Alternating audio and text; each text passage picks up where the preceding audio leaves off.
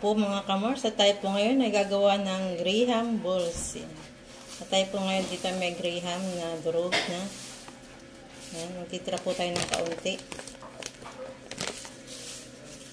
Magtitira po tayo ng kaunti dito at ating pong ilalagay mamaya sa ating pong papagulungin ng ating ginawang graham balls. At meron din po tayo ditong condensed na chocolate po ang flavor at ilalagay na po natin. Dahan-dahan lang po natin ilagay ang ating chocolate condensed.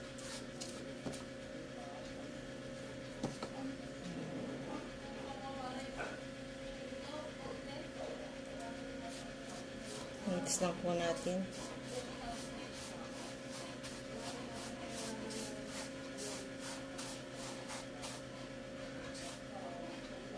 One-third nga po itong nailagay natin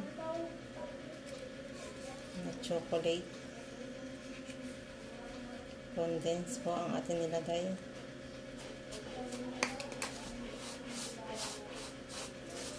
Mix lang po natin.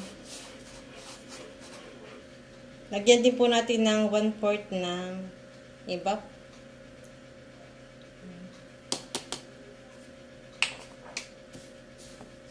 Mix lang po ulit natin.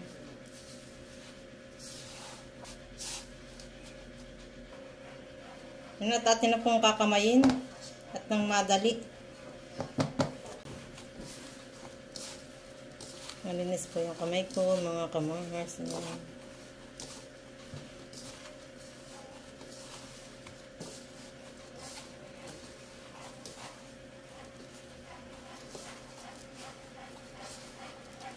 Pwede din po ito pang negosyo. Yan, kaunti nga lang po aking ginawa at nag-try lang po ako.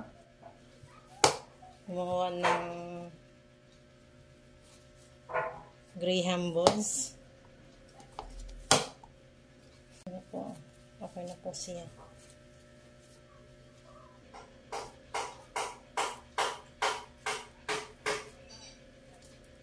Atin na pong bibilogin. Hati-hatiin na po natin.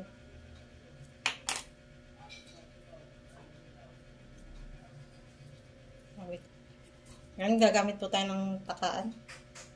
Ng scoop.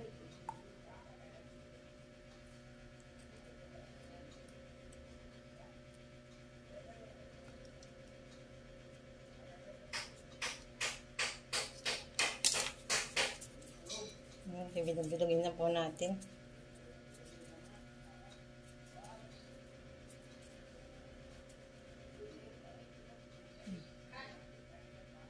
Okay.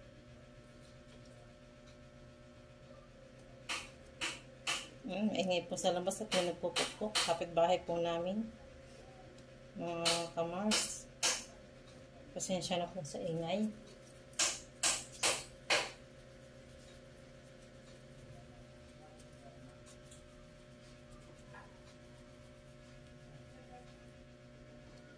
Ganyan lang po yan. Hanggang sa matapos.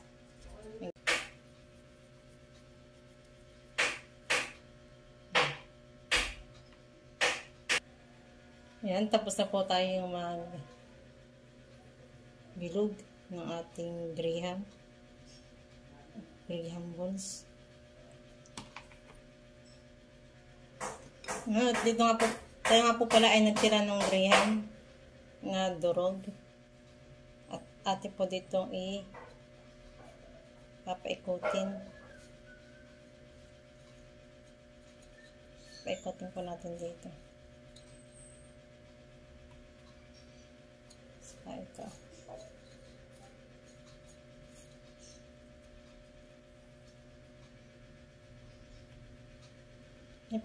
May powder milk po tayo dito.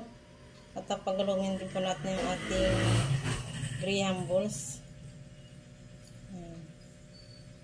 Powder milk po ito.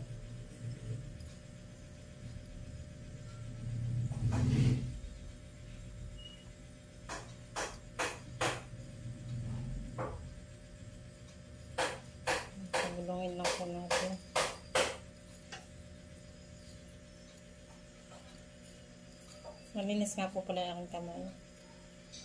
Mga kamars. Naghugas ako bago ako nalagay.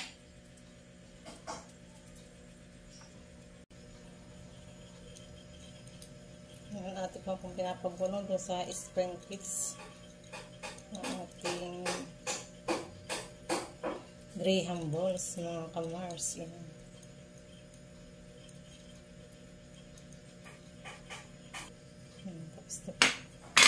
Gusto ko yan.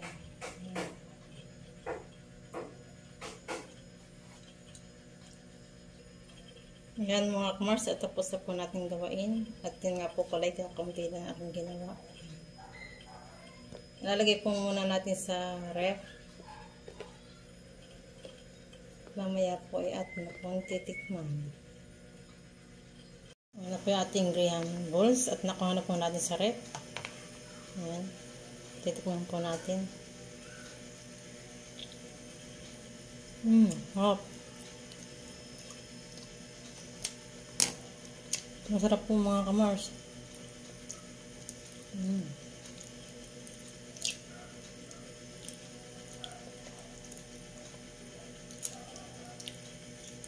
Yan, try na po ninyong gawin. At ilang pong piraso naman ng ingredients, kayang-kaya po. Masarap pong pan-dessert.